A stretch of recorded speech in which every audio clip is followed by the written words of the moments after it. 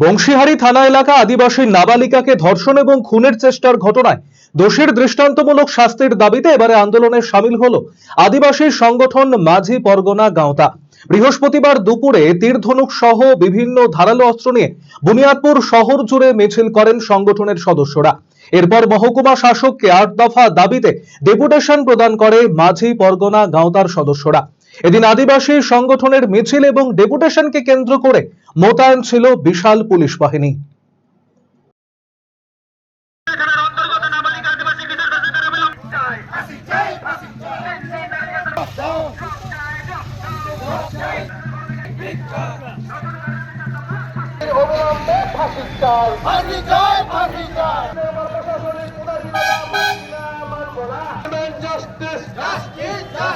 গত 28/8/2024 তারিখে যে বংশীহারি থানার অন্তর্গত গাঙ্গুরিয়া অঞ্চলের যে মেয়েটি নাবালিকা আদিবাসী মেয়েটি যে ধর্ষিতা হয়েছে, তারই শাস্তির দাবিতে আজকে আমরা ধিক্কার মিছিল করলাম।